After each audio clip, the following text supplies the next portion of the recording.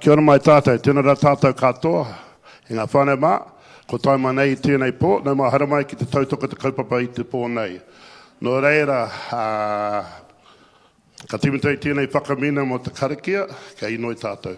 E tō mātou I te rangi, ko taimai mātou I tēnei pō, ki te whai atu, tō tikinga o te korowai o te aroha, o makia mātou I te manaki te aki tātou katoa, I tō ngā tapua I karaiti nei koe te kaha, mo te kororia, mo ake tōnu atu. Āmene. I will now pass the mic over to Pat.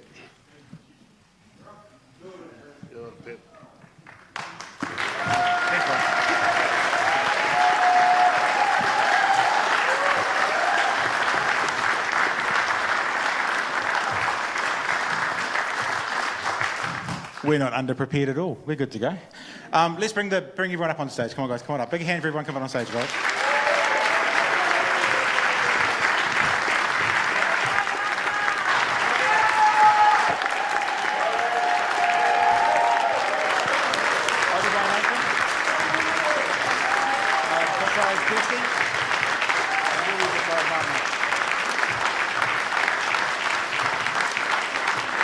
What about this guy?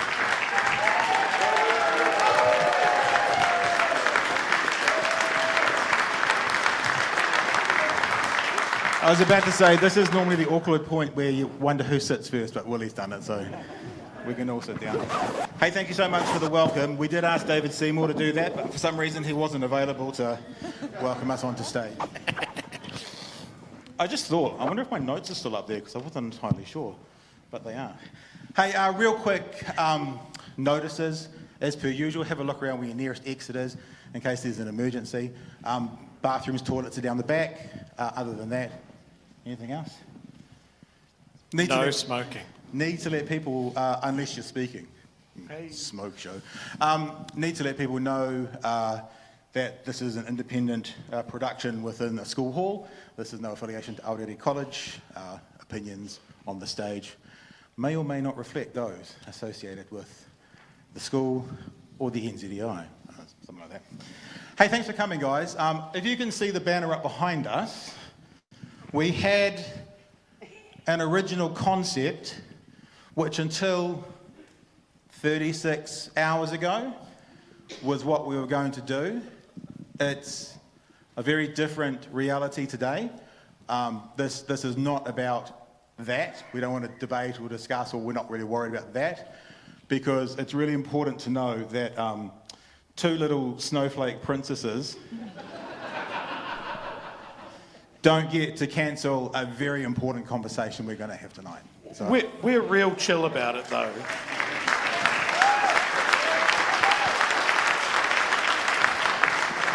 So it's going to be, if any of you guys turned up to see a debate and a bit of toing and froing, and you're going to walk out going, gosh, they won, or they lost.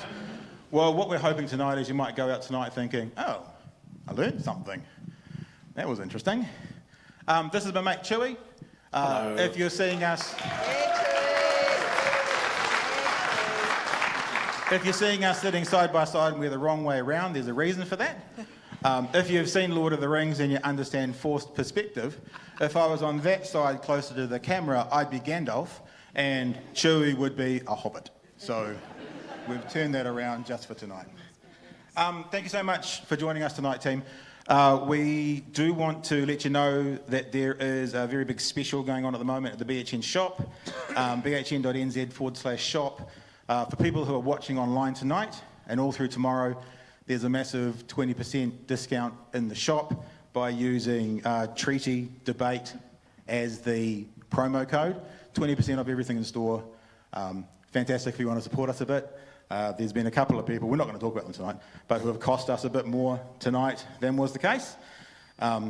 Also, if you are here in the building, in the room, we do have merchandise out there. The merchandise out there is cheaper than the online special, and there's no postal.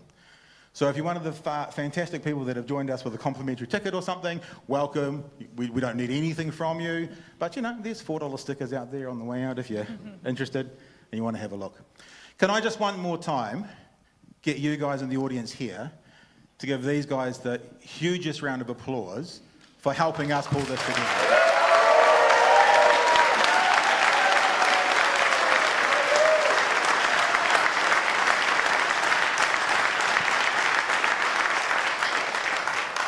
I mean, I don't have a lot of one-liners, but of all parties who wouldn't decide to honour an agreement between two parties, who thought that the ACT party would have been the ones to go, yeah, we'll tear that agreement up, that one doesn't matter, eh, Chewie? Yeah, but we're real chill about it. Yeah. Let me introduce you super quickly to our guests. We are still planning on doing a full hour and a half to 2 hours. There'll be lots of time. We'll have questions from the audience. Paul Barlow is down the front here. He can give you a wave. There'll be a time for you to get access to him in an appropriate way. If you're watching online, Kiwi Skirt is moderating questions. I want to say this again because I forgot to say it last time. Super chats are welcome, but your super chat does not necessarily mean your question will get asked. But Kiwi Skirt will be moderating questions from the online audience, and they will also be coming through to Paul. So in-room questions can happen. Online questions can happen, and yeah, let's have a big old night. It'll be fun. Co-leader of the Greens, she has a background in human rights advocacy, a background in child abuse and domestic violence advocacy, and so much more. Ladies and gentlemen, a huge welcome to Marama Davidson.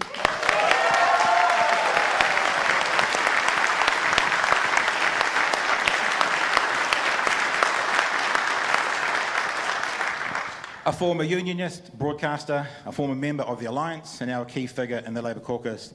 Ladies and gentlemen, Willie Jackson.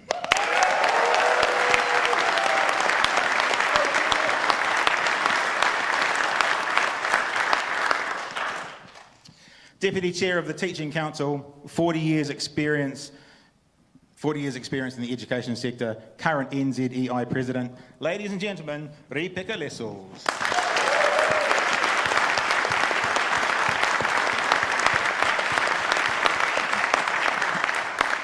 The guy on the far left as we're looking at him, far right as you guys are looking at him, I actually want to give a little particular thanks to. Nathan Seiuli is formerly of the Free Speech Union, now runs a group called Pillar. He's the CEO there. Pillar is a group who state that they stand for protecting individual life, liberty and rights. Nathan was someone who, we'll say in general, has a different political perspective from maybe what us lefty lunatics have. He came along to join in, if you've seen the debate 2 weeks ago, Chewie's Corner. Some people didn't want to come tonight for whatever reasons, but we're pretty chill about that. So actually, for the people in the audience, I actually really want you to honour and give huge thanks to Nathan to be basically said to me today, anything you want, bro, anything you want, I'm there.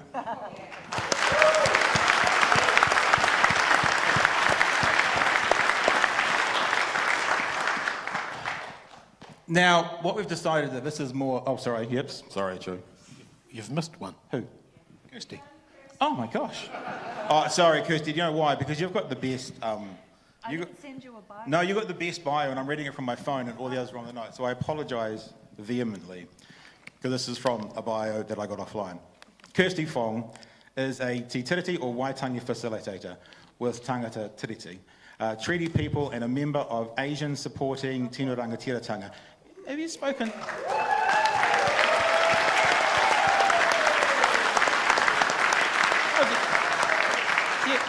Have you spoken to Winston Peters recently? He might want to hear from you. There might be some things that you and him could chat about. A tauiwi group, this is Asian Supporting Tino Rangatiratanga, standing in solidarity with Māori self-determination. She is involved in projects that engage Asian communities in the journey towards constitutional transformation and as envisaged in Mai Taki Mai. Kirsty Fong, thank you so much for jumping in.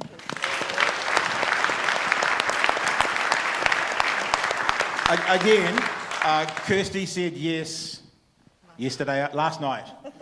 We were out at a pub, and Kirsty said yes. So actually, just another one. Come on, big round of applause. Come on.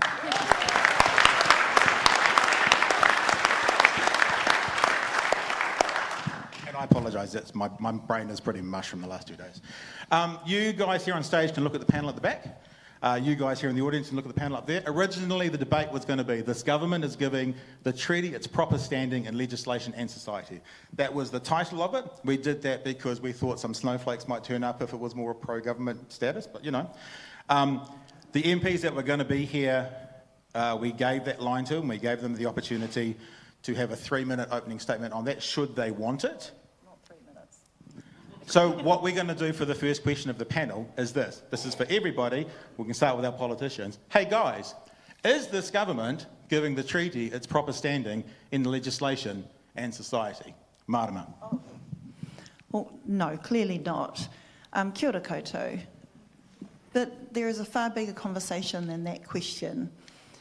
Te Tiriti, right from the start, was always about the promise of peoples to take the best possible care of each other. That was Bishop Manuhuia Bennett. Te Tiriti is the blueprint for unity for Aotearoa and can take us into the future where everyone's dignity is upheld, where we are working together to make sure that everyone has what they need to live good lives and protecting the nature that we all care about, but that we actually all rely on as well. So unfortunately though, this government particularly has been serving up Te Tiriti as the barrier to people's dignity, has been offering up Te Tiriti as a threat to people's dignity, to people's well-being, whether it is because people are out of job, have not got enough income, are out of a home, have not got the appropriate healthcare that everyone deserves. Te Tiriti and Māori have been served up by this government to be the threat to that.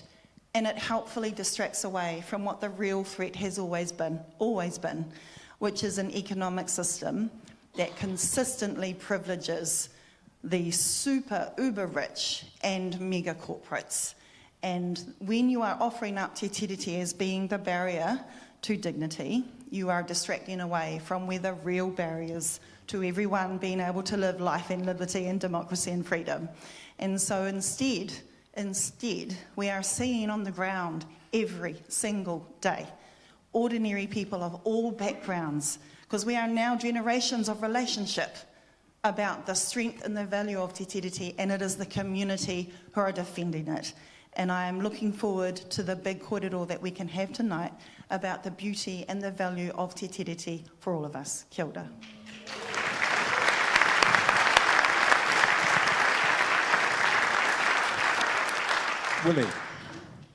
Willie. Oh, kia ora. Kia ora.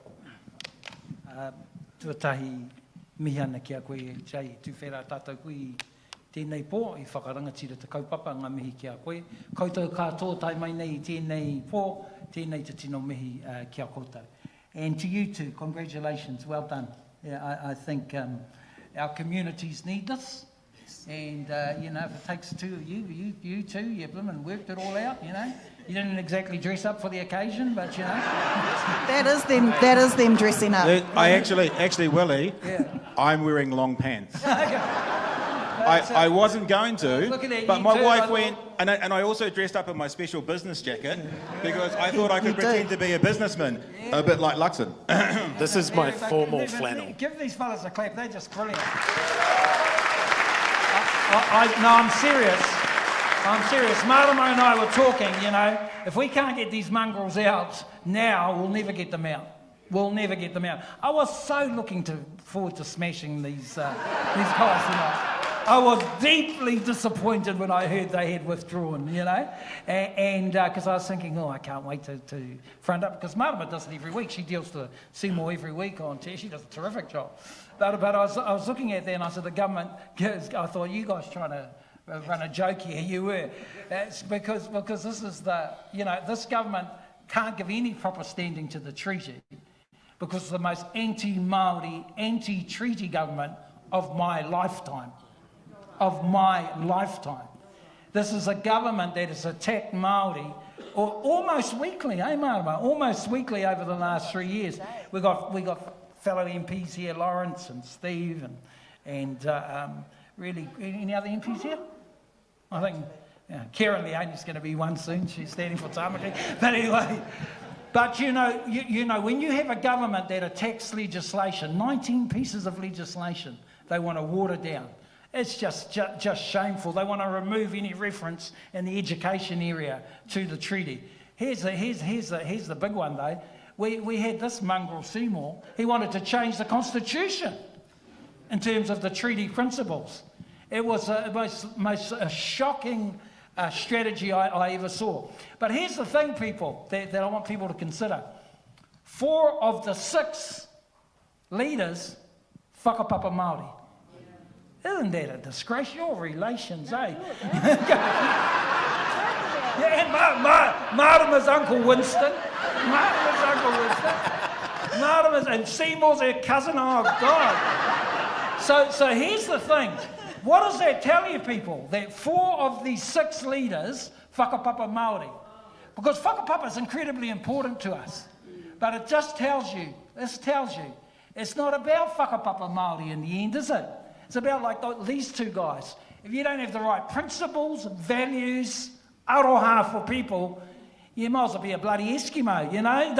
It doesn't matter, because they are using their whakapapa against us. And not just against us, against workers, against women, against rainbow people, against disabled people. It is the most shameful strategy I've seen in my life. And they attack the treaty whenever they can. And here's the worst part I feel in terms of them. Because there's all these breaches. But the worst breach of all is that they make out that the treaty gives Māori brown privilege. Special privileges. It is the biggest lie we all know. We die 7 years earlier. We're the most unemployed, double the unemployment. We fill the prisons. The treaty doesn't give us any extra rights. The treaty should be giving us equal rights. That's a society that I believe in. Those are the sort of people who are here tonight. That is what myself and Marama will strive for. When we get there eventually, Marama, and we will not put up with this rubbish and these lies from these mongrels on the other side. Kia ora tātou.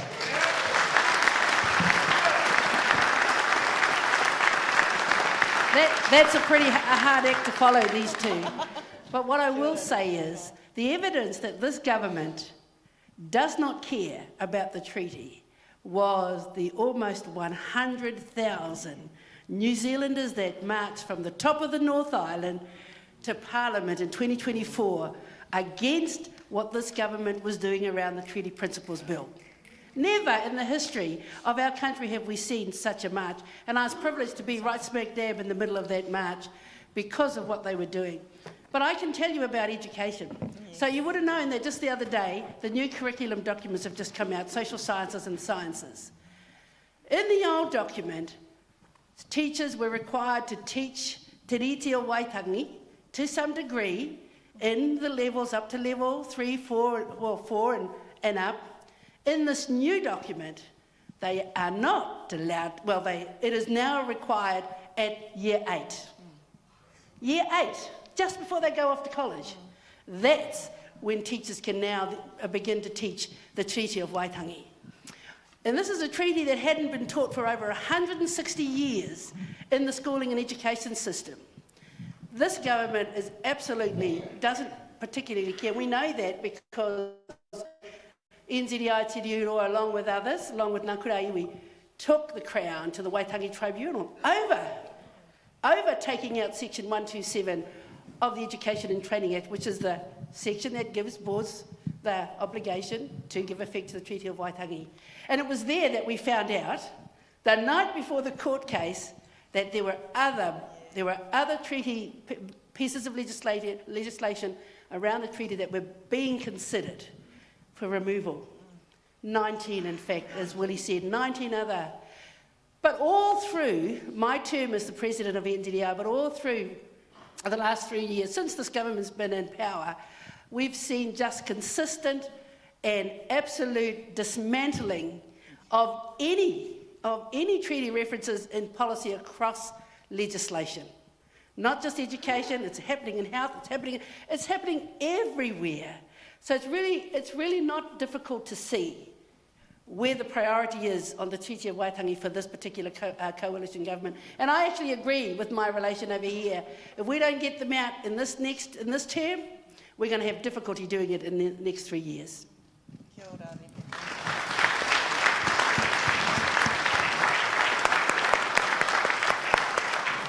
Kia ora koutou.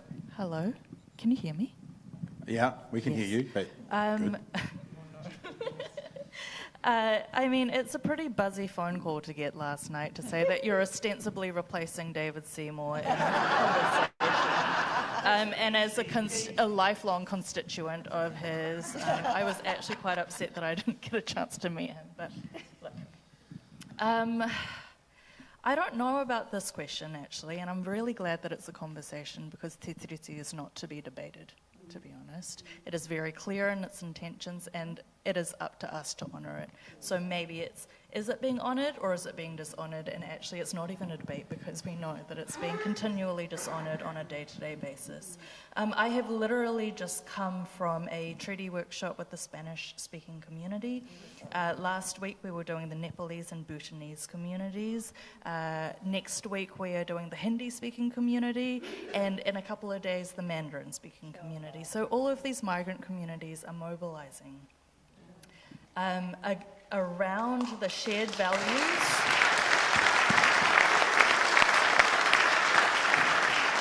Around the shared values of Te Tiriti o Waitangi, because we know that that gives us a place to stand. Te Tiriti o Waitangi for tau iwi is our first immigration document. It is the document that benefits us, not Māori, us. And therefore, like any agreement, we should know what our, the terms and conditions are, our rights and responsibilities, and how we can honour it on a day-to-day, because we also know that that keeps us safe. It keeps Te Taiao safe, it keeps all of us safe, so that we can live good, flourishing lives together that are continually being under attack by this coalition government. However, I would also say that the kāwana, in general, is already an overreach of Te Tiriti o Waitangi, with the Constitution Act of 1852, right? If we think about rangatiratanga and kāwanatanga has really overreached in terms of its delegated authority. If we understand Te Tiriti as the delegated authority for the kāwana to have a governor to represent their own people, then I would also think, would we have one for maybe the Chinese, for example, for the Indian communities, for example, so that we can have direct relationships of trust and honour with the mana whenua upon whose lands we get to live really beautiful lives with. And so I will say that my job is a direct result of the failure of our education system and also of our immigration system, that essentially I'm just a glorified history teacher because it's not taught within, we don't have good civics education in the lifespan of our education system. But also when people come through the immigration system, they're not told about the history of this country, therefore don't know how to place themselves in this land and have relationships, right relationships with one another. So when we just share the basic information of what has happened and where we are now and where we're going, which is Māteke Mai Aotearoa of constitutional transformation in 2040, that is very soon, so we've got our work cut out for us. I just want you to know that I guess today I'm just bringing the voices of these migrant communities and actually the voices of just everyday working people on the day-to-day who are being united by Te Tiriti and wanting to give not even just effect to it, but honour it in our day-to-day lives.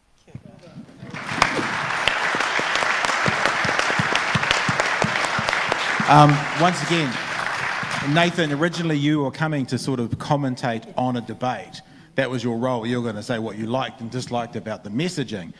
So you have a bit of a different angle to come to tonight, but whatever you'd like to share about the statement, about what you've heard, we'd love to hear from you. Amazing, yeah. So obviously sitting here on the far right, which many of you probably see me as, I'm actually just right, as my wife loves to point out often. But no, it's an honour to be here. I remember getting the call initially from Pat, and he was very upfront about our political differences and the idea that I would be here as a bit of a diversity hire.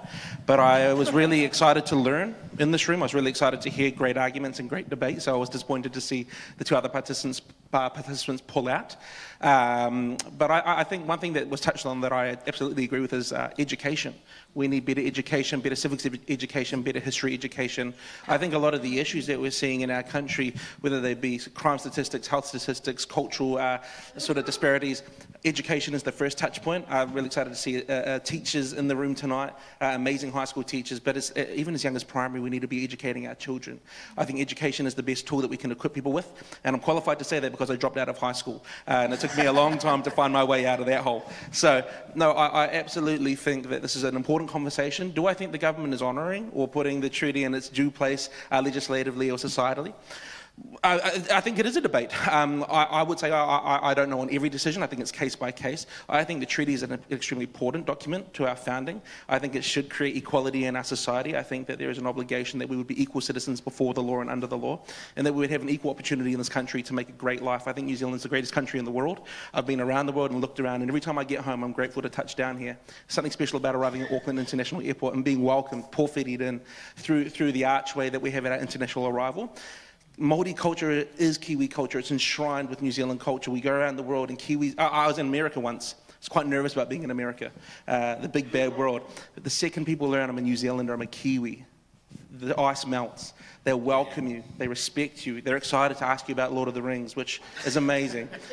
And so, you know, I'm proud when I see things like the All Blacks doing the haka. That might be cliche, but, you know, seeing Matanonu do that back to the All Blacks the other day brought a tear to my eye as a grown man. I'm not ashamed to admit that, you know. It's powerful. So I'm excited to be part of this conversation. I'm excited to learn from these people on the stage. I feel like a bit of a second-class citizen sitting here with these learned individuals, but I'm really, really honoured to be here, and thank you guys for putting this on.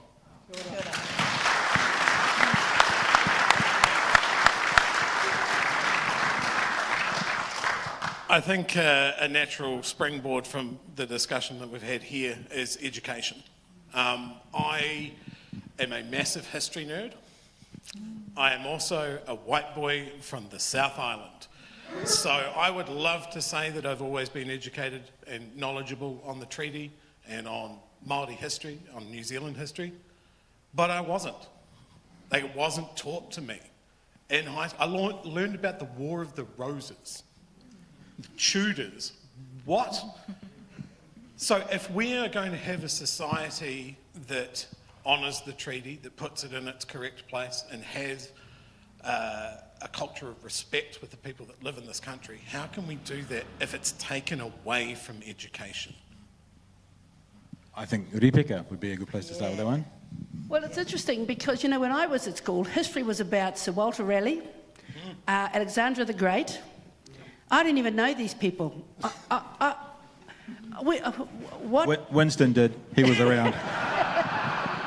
We learned about the Queen. We never learned about our own history and the richness of Aotearoa New Zealand's history. We didn't. And then when the Education and Training Act came about and said, actually, you must give effect to the Treaty of Waitangi, the door that opened up for educators around the country just opened a world where they had to go and have a look at their own regions and begin to discuss, begin to explore, actually, what was life like in my backyard before I got here? And we saw schools begin to make relationships with local people. We saw schools begin to turn signage into things that their children in their communities could recognise as theirs. Not necessarily Po Māori, but they began to see the architecture of their history on their walls. And up until almost the Education and Training Act, that never happened. When I was in a Little Weenie school in the middle of Te Teko, it was a native school at the day, we were told not to speak Māori. Yes. And we weren't allowed to do that. We were not allowed to engage with our own history through our own language. Yep. That's what history was, education was, way back then. I'm hoping that with the 72% of schools around the country who have decided to continue to give effect to the Treaty of Waitangi, in their school boards, in their strategic plans, will remember that everybody benefits by learning the history of Aotearoa New Zealand. Kia ora. Not here tonight, but always with us in spirit. Speaking of the 72%, how about a round of applause for Tanya Waikato? I mean, come on. Kirsty, you're involved in education. What are your thoughts on this? Sorry? So Kirsty's involved with education. What was the question? Just generally about how can we give the treaty its correct place if we're not teaching New Zealand history and about the treaty in schools. I know. It's like they're intermediate and then off to college. Year 8. What's wrong with that? Yeah, and I just want to give big mihi to you for the work that NZEI does, and you're just such a hero. I also want to give a mihi to the students at Otorohanga College, those 3 students who said, actually, we want to sign a petition, and 13,000 people signed this petition to have the land wars taught in schools and New Zealand history taught in schools, which meant that in 2022, the government said, okay, we'll implement New Zealand histories into our curriculum. That's already embarrassingly late in the history, and I would say that the educators that were spoken to weren't given adequate resourcing, right, to be able to do it. They weren't given, like, PD days, for example. I think the experience of it was pretty varied across different schools. But I also heard from educators the real heart that they were putting into it, the local histories that they were getting in their areas, so that the young people could learn who their rangatira were, who their local heroes were, who they were, named after in the streets, for example.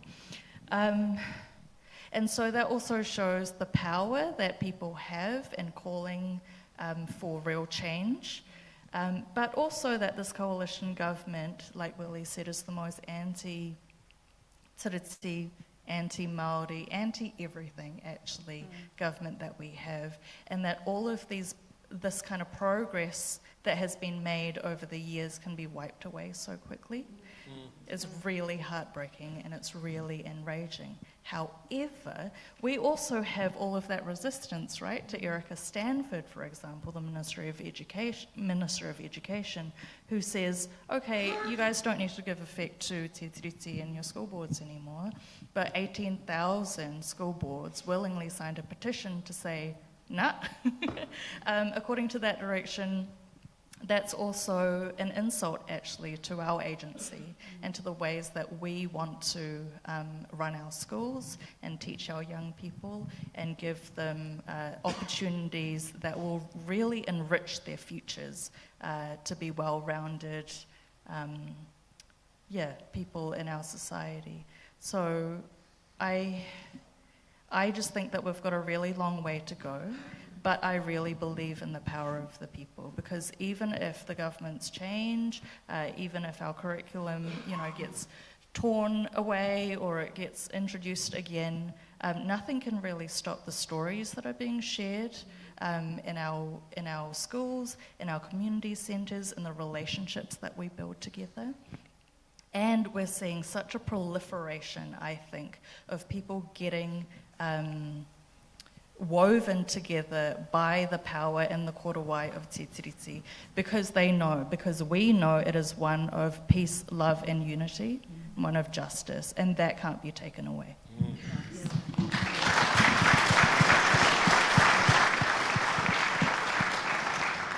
I mean, I'm waiting for where I disagree, but I would go a step further. State education for me is something that I'm not passionate about at all in the slightest. I think it's one of the worst things that's happened to our families in New Zealand, where we have the state come in and dictate what our teachers have to teach and what our children can learn.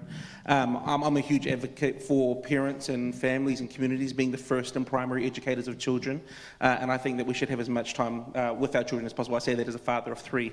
My question, though, that I really wanted to clarify with you guys, though, is when it comes to to the inclusion or the obligation to include or consider the treaty when it comes to school boards and education, that was what was removed. That wasn't a prohibition or prohibiting inclusion of treaty education, treaty history.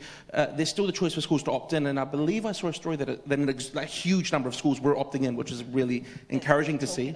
Yeah, so educational choice is still there, that ability for teachers to choose. It's just the government is not making that an obligation from go.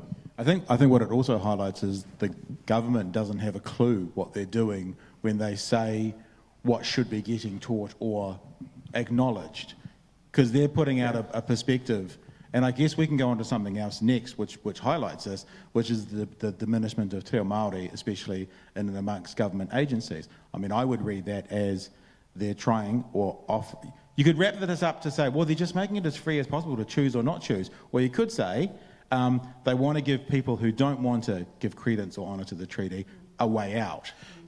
If I can offer my perspective on that, while I acknowledge your point, choice leads to clear outcomes where those choices were made.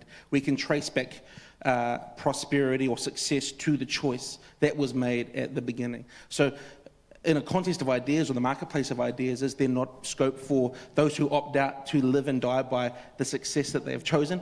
And if te ao Māori and inclusion of tangata tiriti in education, when we see our youth thriving and being educated more holistically and fully and having a greater experience in the New Zealand society, would that not be a great argument so that when parents are choosing schools, they'll go for the treaty honouring schools?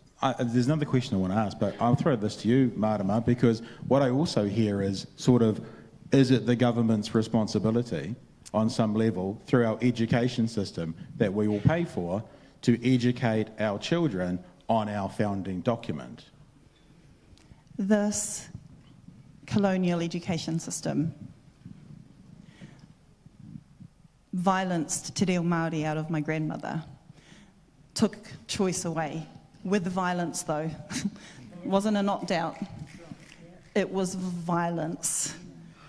That violence removed te reo Māori from the next 3 generations of my whānau. It took us this much to put it back into my whānau. So yeah, the colonial education system absolutely has dictated.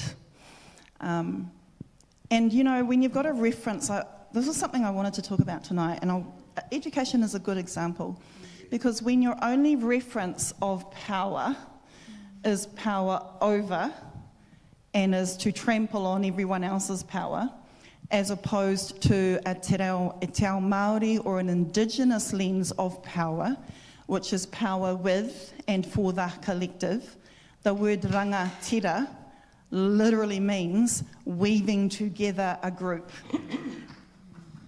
Our words of rangatira, in them are inherent a notion of collective responsibility rather than a capitalist notion of building wealth over the exploitation of people and for the few.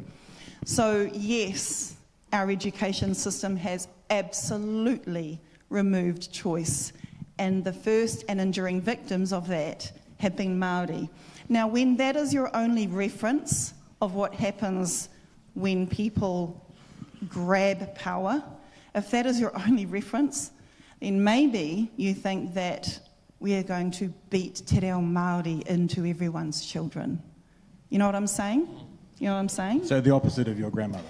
So when that is your only reference of power, then yeah, sharing power with Māori can seem like a threat, because a Western colonial reference of power is power over and power that is violent. That is what the education system needs to correct. And when we talk about giving people choice, we have to talk about equity of platforms for choice. There is no such thing as true choice when only some choices have been privileged, have received the platform.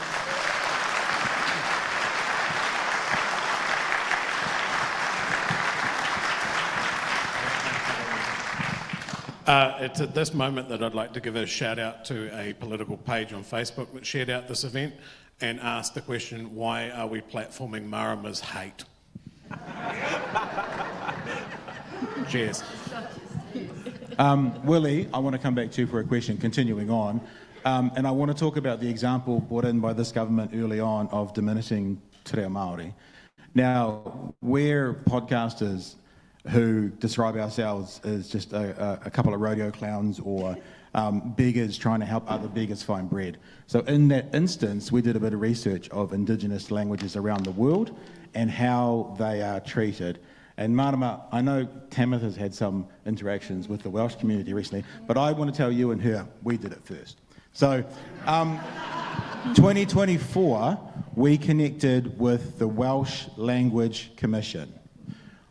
I did some research to try and figure out, we live in a country, and I'm just going to use some black and white terms for expedience, a predominantly white country that is a colonised country that has an Indigenous language that is brown.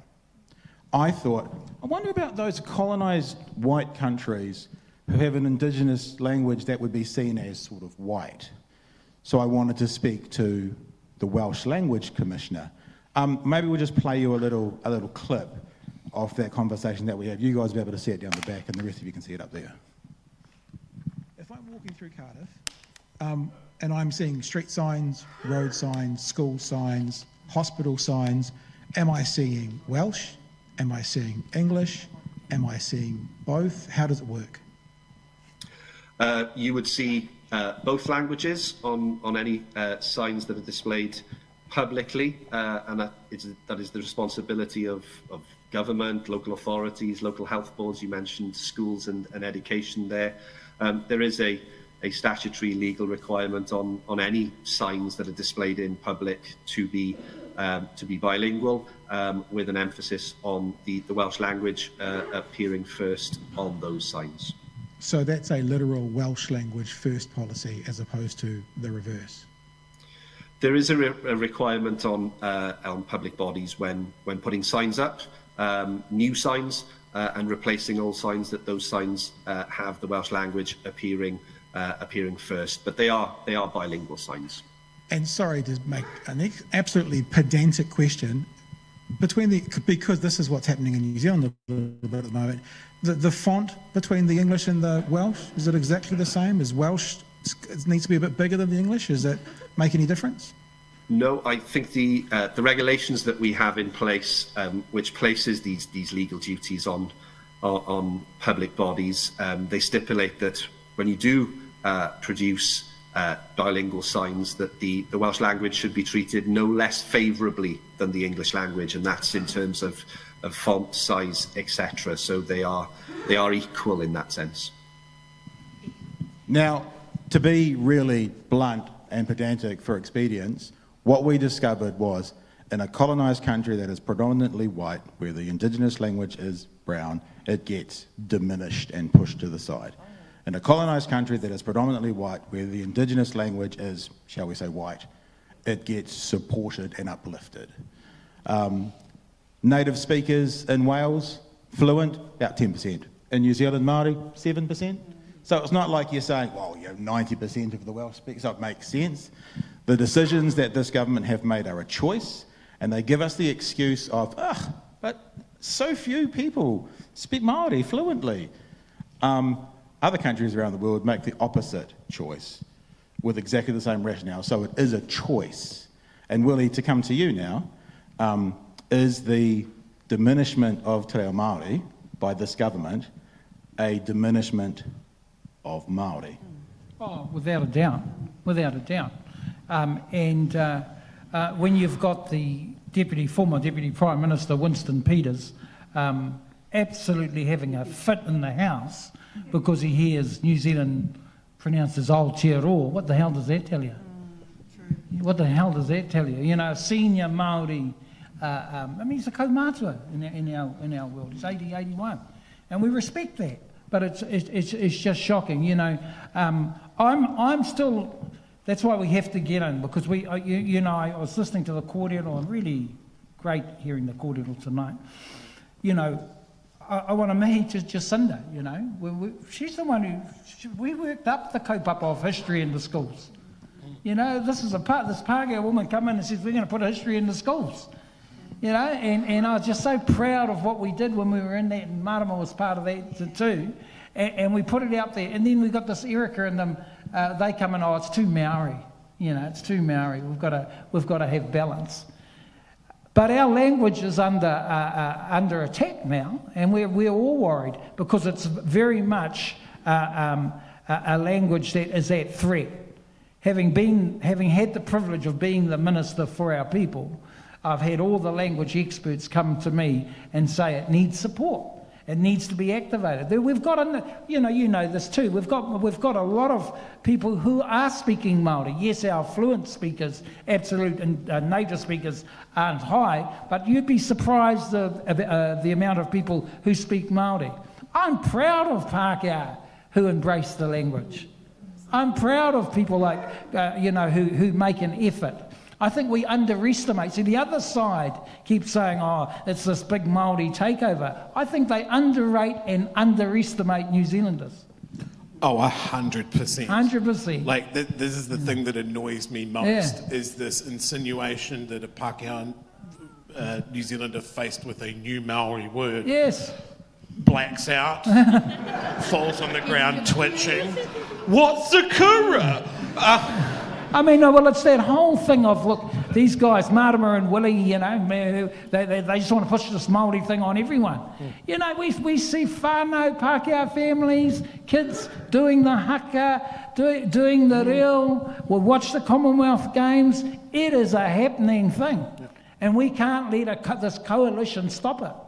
Our language is under threat. There's no doubt about it. Chewie. And we have to come up with the right strategies to keep it on course, because I'm really worried in terms, when you're attacking the treaty, you're also attacking the language too, and the culture. Sorry, I was just going to be an interpreter. Commonwealth Games, that's a sporting event. A sporting event. I didn't know. I didn't even recognise the words. I'm going to give a shout out to my mother in this discussion, right? Hi, Mum. Where's the camera? Which camera? This camera? Hi, Mum. My mum works for corrections, and because it's a government department, there is, or at least there has been, a lot more push on te reo competency and issues around te ao Māori. And one of the conversations I remember her getting really heated about was the pronunciation of Timaru. Because that's where she grew up, that's where I'm from, that's the only time I'll ever admit that. And her being very softly corrected that it's actually Timaru. And she goes, so the way that I've said it my whole life is not good enough. And then extrapolating out from that, I'm not good enough. I'm doing it wrong. And to see her change over the next 3 to 5 years of her realising that it's not that she's wrong, it's like, she said to me, it's like thinking that you're working with someone whose name is Catherine and actually it's not. And she goes, actually my name's not Catherine. You don't keep calling her Catherine. If you do, you're a dick. And to see her change her pronunciations, especially on place names, she puts an emphasis on getting it right. And I think when we do, the people always jump to the defence of like, but people won't know what waka kotahi is. We need to call it NZEI, which of course everybody knows what that acronym means. Names are important, hey? Names I want to just chuck the story in, because you're talking about Mum. What about Māori who change the pronunciation of their names? Oh, your name's too difficult. I mean, well, no, because they do that because they just think, I'll make it easier for everyone. You know, I as you know, I did a bit of talkback. And Really? And for a number of years, and just one quick story. I was talking about Adam Parore, and of course all the no-all Pākehās rung up. You're misspelling it. They're going, that's Parore, and I says no, it's Parore. And they go, it's not your name, it's his name. It's just his name. I says no, it's not just his name. It's our people's name. And he says it like that. I said he's got it wrong. And they say, how? You're saying he's mispronouncing his name? I says yes, he is. Anyways, his grandfather rings in and apologises, but they just say, and then he comes and we shake hands, and then we have a bit of a sad talk, and he goes, you know, I've been doing this all my life, you know, because you just want to accommodate everyone. And I mean, it's just amazing, isn't it? So he's been saying parori just so to keep everybody happy, and that was always his name. Yeah. Hey, I want to add to your story, story part 2. Used to live in Auckland, moved to Dunedin 12 years ago, was anyone. Just a continuation on. Because I want to put something out there as well for people watching. Right. So I moved, and we did a road trip to Dunedin. Right. And I was talking to someone in Dunedin about where the trip we took. You know, da-da-da-da, went through Taupo, da-da-da-da-da. And she looked at me like this, and she went, you're saying it correctly. There's this... Ooh. There's this... No. She was like, oh, that's interesting. I had another one where we lived in Tiriti Road, T-A-I-E-R-I. And the woman asked me to spell it. And she went, oh, Tyrie. And she said, oh, but you're saying it correctly. So there's this group of Kiwis who aren't like, it's a hopo, it's not anything else. But they're like, you're saying it right. I don't know if I can say it right, but you're saying it right, even though they're not. And it's a real encouragement. Maybe we can come to you, Kirsty. It's a real encouragement, I think, to some people out there to give it a crack. You know, give it a crack. Don't be afraid of it. I mean, like I said, we fumble and bumble through our words through English, let alone Māori, most of the time. But there's this other group of people who I think need to be sort of released. Maybe they think they need permission from Māori to give it a crack and get it wrong. I don't know, but they're out there. And I'd really like just to encourage them to give it a crack. I've got 3 things to say. Okay, cool. Number 1, the Māori language petition that was signed by more Māori than more non-Māori than Māori. Okay, and look how much it has changed our society. Number 2 is a story that I do these treaty workshops for anyone who wants them. So I get to meet forensic scientists, people at the Superannuation Fund, and also people at Waka Kotahi, NZEI. And this was just when they were ordered to change their name and all of that money that was, you know, spent or wasted.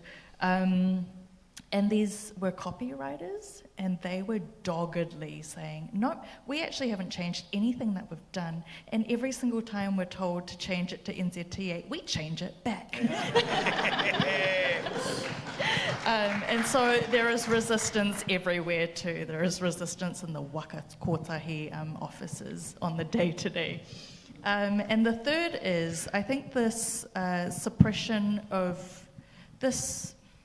It kind of feels like a death knell, right? Like a last kind of call, because you don't suppress things to this extent if it's not such a threat. You don't say, we're going to remove a te reo, a book in primary school called At the Marae, because it's got too many te reo words in it. Because that's going to corrupt our young people's minds or whatever. You don't do that if you don't think that actually our language revitalisation movement has teeth. You know, that so many people are emboldened and empowered by learning te reo because they understand that it's the language of this land. We also know that it's not just a language, it's a worldview, it's a culture, it's what makes up a people. And do not discount the power in our migrant communities also, because people understand when you go over to their countries, you speak their language. Yeah. If I go to Portugal, I speak Portuguese. You know, if I go to Korea, I speak Korean. This is just basic human decency and respect. And so when people come over here in our workshops, a lot of the time, this was a group of Sudanese refugees, actually, who had only been in the country for 2 weeks. They were like, why are we speaking English? Our greatest exports also is, like, Māori culture, right? Not in terms of power sharing, but in terms of cultural exports. So people know about the haka, right? They know about the All Blacks, and so they come here expecting that it would be Māori. It's what makes us unique. If you think about what makes a country unique, South Africa's good at rugby. You know, Australia has barbecues on the beach for Christmas. What makes us unique is the indigenous people and the native flora and fauna. That's the only thing that makes us unique. And it also binds us together too.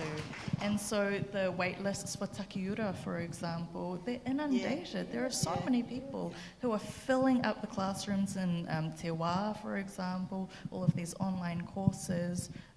Sometimes I can't even see my mates for months on end because they're always at Te Reo class. So again, whatever the government is doing, I don't think it's representative of the heart of the people. Nathan, you look like you want to jump in? I was just going to say, I'm appreciating everyone's perspectives, and as someone who obviously may have different political ideologies, I look around our society and I see an absolute resistance and a resilience in the Māori mana and culture that isn't state-funded or state-sponsored. It's genuine. And I would say that if your idea or your what you are advocating for has to be paid for by the state, sponsored by the state, endorsed by the state, then it can be destroyed and controlled by the state as well. So I would say within the Māori culture, the grassroots movement that is Te Ao Māori, that we saw 100,000 people walk to Parliament, hikoi to Parliament, that we're seeing this revitalisation in our communities, I would say you've come a long way, keep going. Even if the government's trying to push back against this, which you can talk about and debate, and I don't disagree with many of your points, but I would say the power is with the people. The power is absolutely with the people. My dad immigrated here in the mid-'80s from Seymour. When he arrived, he ended up in Dunedin. There was probably like 20, so I'm born and raised down south. There's probably 20 other Samoans at the time, all in one factory. They worked in a factory together. And he made the grievous mistake of getting a white woman pregnant. So the Samoans kicked him out. And who adopted him was the Māori. So I grew up in a bilingual Samoan Māori home. My dad learned the reo. He can speak reo fluently. My sister also can speak te reo fairly fluently. So I've seen the beautiful side of te reo and adopting a language that might not be yours inherently or even culturally, but I've seen the joy it's brought them. I've seen the community that it's brought them. I've seen the strength and the mana that it's given them. And they chose it, and no one stopped them, no one could push back against them. So I would say to anyone out there, keep pushing and choosing, and if that's what you want to embrace, do that. Don't let the government stop you. Yeah, but the government's got obligations, eh? Yeah. So what you're saying is right, and we have to do it at ground level. Yeah. But we can't. You can't destroy a culture. You can't punish a culture for 3 generations and then come back like Tama Potaka says, you fellas can do it on your own. Absolutely, the Crown and the government have had a horrible, disgusting past when it comes to prioritising, embracing, endorsing, supporting Māori culture language, as we hear about Marama's grandmother.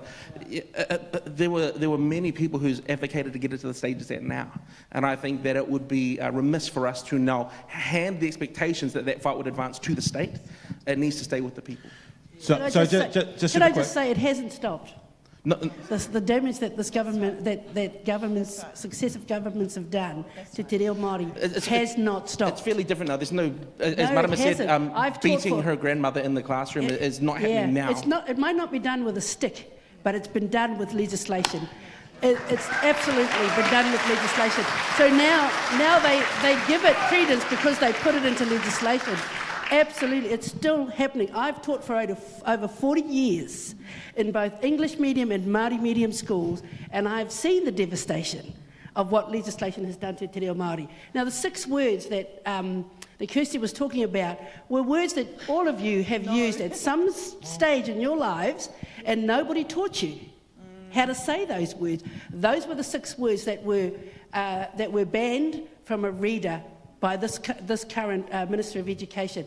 It's just an example of how we know that there's power in te reo. There's power in language. Shakespeare proved it. People in te reo Māori, who rewrote The Merchant of Venice in te reo Māori. There's power in language. And if you're gonna belittle and pull down a people, you attack their language first. And get rid of their language first. Now, talking about names, my sister's name is Te Orohi. And they couldn't pronounce it when she was at school, so they said, we'll just call you Rose. So all her life she went to school with Rose until she got to her teens and said, that's not my name. And she insisted that teachers pronounced Te Orohi properly until she died. Can I just add something to that? I've got a mate.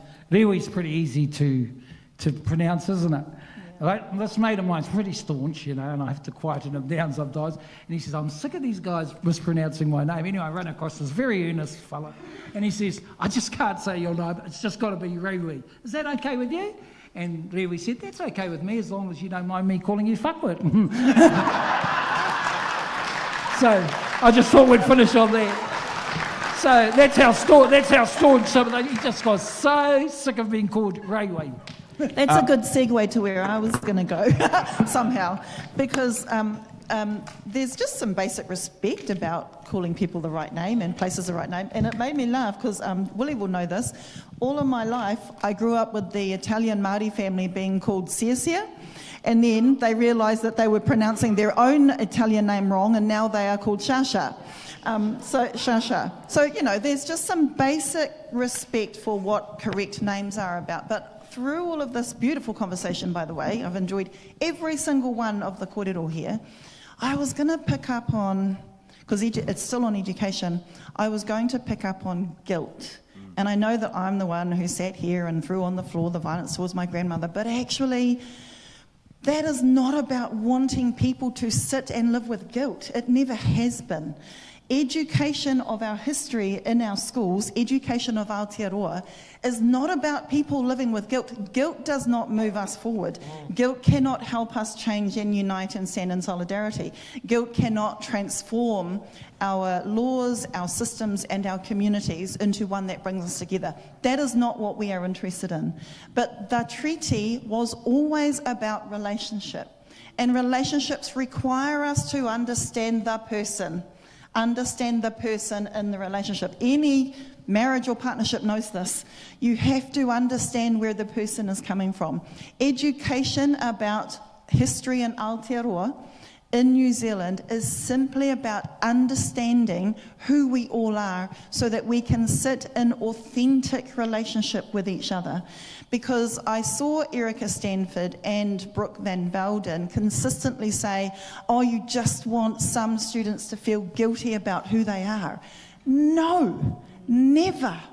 It is about understanding the foundation of our society so that we can come together. And once again, you know, we're not going, your children, your non-Māori moko puna are loving learning te reo Māori. They are teaching their grandparents the Matariki song every single year. They are teaching non-Māori family households the Matariki song every single year. These aren't just kura, they are all schools and preschools. And non-Māori children across the country are showing us te tiriti and Māori communities have never, ever been something to fear. It is instead who we are, and it is instead something that unites us and brings us together. I think David Seymour is deathly afraid that he has lost a generational battle, and you can see the loss of that generational battle by seeing a primary school kapahaka group. Well, thank you, because you reminded me I was going to pick up on one other thing, identity. Okay, you really resonated, Pat, when you talked about people feeling attacked, feeling that their entire foundation that they believe to be the guts of their identity, they might feel attacked if they have to start thinking about names or language. Or they might feel scared. Scared. Like they might be nervous. And I get that. I really want to acknowledge that. I want to acknowledge that if people feel that the foundations of who they are being threatened, of course they're going to feel some fear, they're going to feel threat. And so how do we get underneath that and say, actually, and, you know, I've got Māori Pākehā children, I've got Pākehā husband, we're all mixed up, all of us. And actually, I want Pākehā to be strong in their identity, their non-Māori identity. I need migrant whānau and communities to be proud and strong in their own cultural inheritance and whakapapa. We need people to be strong in their identities. We are not about threatening the identities that they cherish. Adding tikanga and te ao Māori and reo into people's identity doesn't mean you have to strip away who you have always been. That's the message that we need to put out there. I just want to pick up on something that Ripeka said about it's still going on. We're going to play something for you in a second, but before we do that, for people in the room, Paul Barlow is standing over by the wall. He is available Give us a wave. to take some questions. Make this very clear. If we're going to diminish anyone tonight, just to be clear, people who don't normally get access to politicians and ask questions, I think, are first in the queue to Paul. If you are a candidate, if you are someone attempting to be a politician, if you're a lobbyist and you get access, today we want to basically say the first people in the room, if you want to ask a question, doesn't mean you can't ask a question, but the first people are people who don't have that opportunity normally, just so you know. The other thing is, you're not all going to get your questions asked. Let's make that really clear as well. Paul is going to moderate with you and figure it out with you. If you're online, you can ask a question as well. Kiwi Skirt's going to moderate those. We'll get to some of those shortly, but I wanted to give you guys here in the room a heads up so you can quietly, if you want to ask a question, go to Paul and have a chat. And then we'll come back to some questions in a bit. But we were going to play this clip when it was a debate. There was a reason we were going to play this clip. It's from the movie Uproar. I interviewed Hamish Bennett and I sent him a message last week as the director, and he said we could use it, so hopefully we won't get ripped off YouTube. Legally binding. This is a movie based on the 1981 Springbok tour. And I get the sense that maybe if it was a 2026 movie, maybe the messages would still be the same. So let's just have a look. Let me do the build-up for you. This is a meeting happening in a room between protesters discussing how to protest. There is a young Māori woman who is very angry with what's going on. That's the setup to this clip, and let's play it.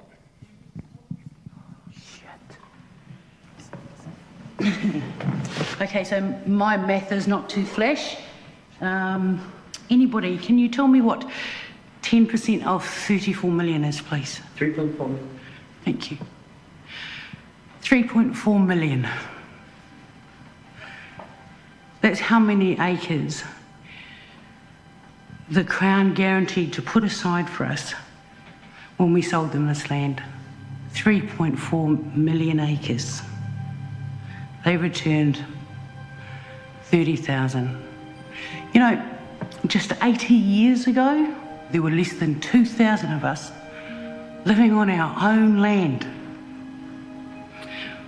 My moko speaks with anger because she's angry.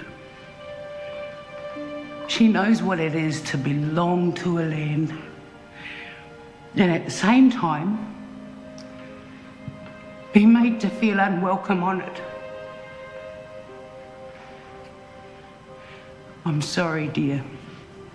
We can't just get over it. Because we're still going through it. But we're still here.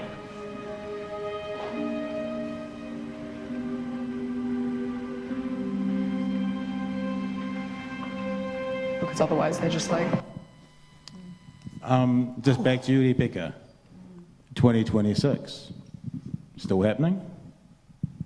Well, it's still happening, but it's a lot more covert in its happening. We know that this government has made decisions behind closed doors that affect our people. Waitangi tribunal claims across the country are being affected.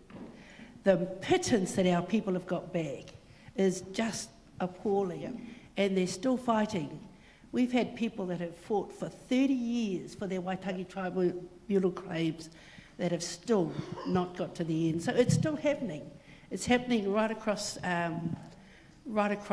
legislation. But you know what the saddest thing for me is that I've been an educator for 40 years and it's still happening. I put my hand up, you know, I'm from a little place called Te Teko. It's not anywhere really in the scheme of things, but I put my hand up to be the president of this union, of NZEI, the largest teacher union in the country, because of what I saw happening. I couldn't sit down anymore and say, yeah, okay, Ripeka, just go back to your school, be the principal of your school and just do. I couldn't. That's why I put my hand in this ring and said, I want that job, because if I'm going to make an effect, if we're going to do anything and change anything, then you can't do it at the bottom of the rung. You've got to be in the place where the parliamentarians are. And I'm happy to say that I meet these guys regularly. Maybe not you, Willie. How come you haven't invited me to your office? What is it, Willie? Too close to the Greens. Anyway, thank you. I'm going to jump back. This is a terrible interview technique, but I want to ask Marama one thing, and then we'll open it up to everybody. Because we were talking about the diminishment of te reo Māori, right? We're talking about things still happening. I had a question here about 20 years from now, where we're going to be at. And my question is, you know, a journey of 1,000 miles begins with one step. Is diminishing te reo Māori on signs, is changing the name of Māori government entities to English names first, is that step one to a horrific future that might more represent what your grandmother went through rather than perhaps what many people here are talking about wanting to have as a future? Absolutely. It's about pandering to the worst of people's fears instead of leaning in to the beautiful parts of our collective humanity. That's what those moves are about. They are about pandering to fears, and they are really misreading the room on it. Yeah. But of course that's what all of the attacks on Te Tiriti and Māori have been about. Is about invisibilising us. We ain't going anywhere. That's right. Can I just say, we have made some progress since that time. In fact, through blood, sweat and tears, through Māori, we went through a whole treaty settlements process since then, and we've had iwi all around the country now, you know, who are expressing themselves, who are worried. So you're asking, are we still there? Well, the problem is we could go back there. That's the problem. That's the question. Because there's been so much there's been a heck of a lot of progress made. Decades. We picked up 2% of the, you know, Māori took what they could out of the settlement process. 1 to 2%. Yeah, 1 to 2%. If Ngāi Tahu, and I tell people this story all the time, had have claimed their full compensation, it wouldn't have been 170 million, it would have been $16 billion. Right. But our people take crumbs because they know they can forge a future. That's right. And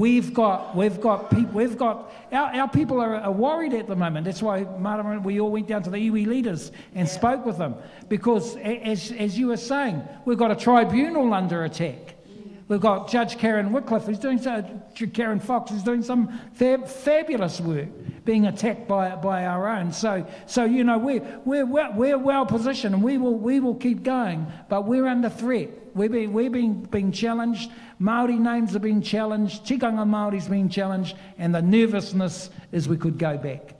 So I've got a question for you, Willie. And this is just because this fight is so long and ongoing. You had a fight in your own party over the seabed and foreshore. And then if we compare the National Party now with, say, John Key's National Party, it's a night and day difference. So this backwards and forwards, do you think anybody that's involved in all of this anti-Māori treaty principles bill stuff ever expected the hikoi that we saw? 80,000 people on the streets. No, I don't think they expected that at all. In fact, I was, even some of us were a bit stunned by it all. And I thought it was magnificent. And it was people from all races. It was people from all races. You said that was my party. That was not my party in 2004. I'm a former leader of a Māori party called Mana Motuhake. That was which was the Alliance. I hated Labour in 2004. I ran the Māori broadcasting strategy against them on the foreshore and seabed. But and many Labour people are embarrassed about what happened. But I think politics, it can be like that. You know, parties change, leaders change, ideas change. And I never thought I'd end up in the Labour Party in 2017, but we had this Pākehā woman come in, and we brought in policies like matariki, Māori seats on local bodies, record funding for matatini, history in the schools. Who would have ever thought a Labour Party would have advanced those sort of kaupapa? I'm so proud of working with her and that time. And thank you. and working with Marama. We work well together too. So all I've got to say is I think both parties have can do, you know, there's a history there, but leadership change, people change, and the National Party are now going through that same process. This is not the National Party of the Bulgers, the Grahams, the people the Keys, you know, people wanted equity. They have been totally overwhelmed by Winston and Seymour. They're the ones who run this government. And so I just think that time can change, and I don't think you can just say that's going to be that party for, you would hope, forever and a day. Look at Winston, seriously. This is not even the same Winston I remember. You know, it's not the same Winston. If we're being honest, there was a Winston who took on big business, who a lot of us admired. We all supported that. Well, this is also, but this is like Winston out of control. Yeah. You know, I think he embarrassed himself in the House when he had a crack at our good man Lawrence, who's out there. Round of applause for Lawrence. Stand up, Lawrence. Where is he? Stand up, stand up, stand up, stand up, stand up. You know, he's just, we all love Lawrence. He's a big show-off, though. He works every minute of the day in the House. Hey, Willie, just before we go on, just one quick thing, and I just want to give the chance for the panel to chime in on anything they've heard, because then we're going to go get questions. But before we go, Willie, my understanding is you apologised for the foreshore and seabed, or you suggested Labor should apologise at Tariana Turia's funeral. Is that correct? I spoke at her tangi, you know, in our whai kōrero and all that, and that was my suggestion. Hasn't been taken up yet. Interesting. Guys, there's been 3 or 4 subjects bouncing around. We're going to go take some questions from the audience, but I don't want to cut anyone short. If you guys have got anything you want to share on what we've gone so far, feel free. Maybe I'll just talk about the hikoi. Yes. Who was privileged to go on the hikoi? Oh, so beautiful. And I want to say, actually, yeah, we might have been surprised at the force of people who came out, but it didn't happen overnight. Right? For those who marched across the harbour bridge, that was so, oh my gosh, the goosebumps, because I thought about 1975, the Land March. Whina saying not one more acre of land shall be taken, right? And then I think about 2004, again marching across the harbour bridge, people saying the foreshore and seabed cannot be sold off. You can't do that. And then in 2024, all of these people, so many, I saw old people on the scooters. They were lethal. They were going so fast. So many babies, but I also saw banners that said Pacifica for Te Tiriti, Latin Americans supporting Tino Rangatiratanga, Asians supporting Tino Rangatiratanga, African diaspora for Indigenous rights, right? I saw all of the flags of the different unions, PSA, TEU, NZEI, for example, ETU, NZCTU, and I think it was really one that united everybody. But I want to say that came because of the consistent kind of conscientisation work that happens on the day-to-day. And I actually want to thank David Seymour and his people. For real? Go on. No, because for a long time as Tiriti educators, it's hard to get any work. I mean, it's not really a lucrative career, to be honest. Until David Seymour is saying we want to attack Te Tiriti. Now you've got people up and down the country saying, what is the treaty? Why is it a massive deal? Why are people getting up in arms about it? I want to be part of the conversation. And it's really simple to understand. I mean, when David Seymour's talking about like literacy standards or something, I think that he would fail them, actually, because Te Tiriti is very straightforward. It's one page, it's an A4, with a preamble and 4 articles, right? And it says very clearly, Māori have never, ever ceded sovereignty. This was also found by the Waitangi Tribunal in Te Paparahi o Te Raki Stage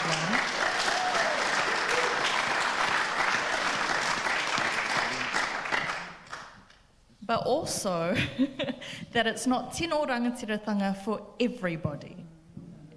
you get kāwanatanga. And it's not, it's not a lesser form, it's just different rights, right? And also, when you want to weaponize the struggles of migrants who have also been colonized by the same forces with very similar experiences of colonization and imperialism, you can't pull the wool over the Nepali or the Indian population's eyes. We know exactly what has happened. And they come here and they say, oh, similar thing, we already know. Let's join. So I just want you to know that our resistance movements are growing stronger and stronger, and I think what this coalition government is doing is really backfiring. They've incensed so many people. Yeah, I don't think David Seymour or Winston Peters had any idea that they would be the reason so many people came together on the issues they seem to want to diminish. That word again. And thank you for my continued employment. Yeah. You know. Ripeka, do you want something? And then we'll go to questions. Yeah, I just wanted to say, the clip you showed earlier around the Welsh, the Commissioner of the Welsh language, the revitalisation of Te Reo Māori took some of its aspects from the Welsh language. Right. So a contingent of Māori academics went there to have a look at how they were doing it, and found that the way to re-indigenise themselves was this thing called intergenerational transfer.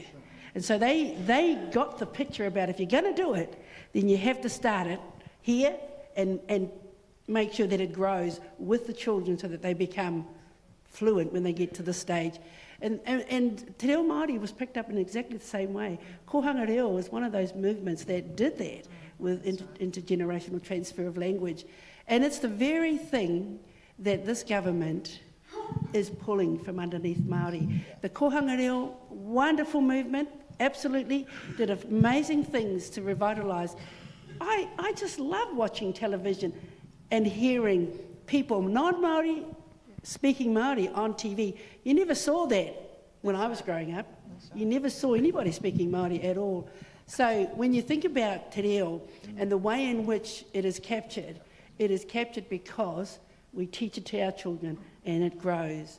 And that's what they're attacking, is education. Yeah. They're taking it out from way there, from that level at the moment.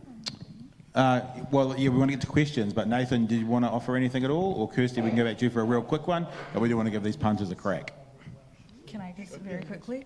I think it's very easy also to celebrate our resistance movements, right? All of this resistance and the legacy over generations, which is so beautiful.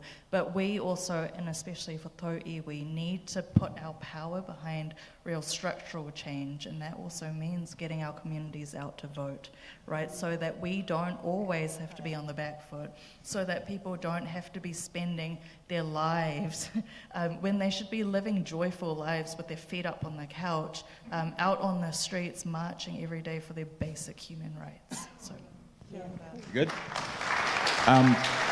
We're going to go into a time of questions from the audience. We'll probably do 20-25 minutes and then we can wrap up with one more thing.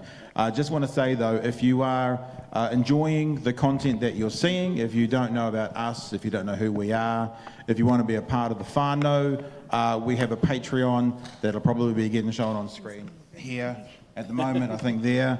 Love to have you involved. Our patrons really are the foundation of what we do. They give us the opportunity to think about what we're doing at Waitangi, for example, a few months away, what we're doing for these debates. So if you like what you're seeing, you want to be a part of what we're doing, love to have you on board as a Patreon. It would be great. Paul Barlow, let's hear from you. Marama, I've got to say, I'm loving the earrings. Thank you. Mace Windu, perfect. Absolutely perfect. I'd just like, because I'm a nerd about this, I'm going to give you guys a bit of a fact check about it not being forced through the education system. Erica Stanford changed the teaching council rules in the House so it becomes much more about people that she puts on a board in an appointment instead of there being elected teachers on there. Right. And she changed the focus of the teaching board to push the government policy. Yeah. So when it comes to government policy around teaching Te Reo Māori, that's something that they now have the ability to stop from happening. to stop at a school level. Yes. So If they want to, yeah. individual school boards can't choose That's right. to adopt? Oh, I haven't seen that, so I'll have to have a look. Thank you. Yeah. Right, so we've got a ton of really awesome questions here. We're going to kick off now. For those of you who have come up and seen me, you might want to come up now and join the line here because we're really good at queuing. And can I just say, if we don't have enough time for everybody, we will. Some people may miss out. We apologise in advance, but you guys rock anyway. And Kiwi Scooter sent me a whole bunch of awesome questions as well from what's online. There are some very, very interesting questions coming through. So I'm going to have you the mic and you can ask your one first. Kia ora, panel. So you've touched on the work Tanya Waikato has done. Really awesome that a lot of schools have like said, nah, if you, we're going to do this anyway. I would like to know quite a few sentences from you all. And this ties in with Paul Goldsmith's latest Let Water Down Te Tiriti in 19 Laws. Do you not think it's the government's job to help te reo and the rule of tikanga to flourish in this country? Let's just go around the group and, 60 seconds each, and we'll go to the next one. Beautiful question. Thank you very much. Yes, this is the kāwanatanga responsibility part of the government's role to ensure the resilience and the survival of te reo Māori, and tikanga throughout our country. That is absolutely a kāwanatanga responsibility. Thank you. Willie? Oh, no, thank you for your partai. Absolutely. It's shameful what's happening at the moment. It's an attack on Māori rights, tikanga Māori, and thank you for your tautoko. Absolutely, just like Marama said, an obligation in terms of the government that they are not fulfilling. Kia ora. I absolutely think that it is the government's responsibility. They took it away over the last 180 years. Yep. Then they have a responsibility to ensure that it comes back.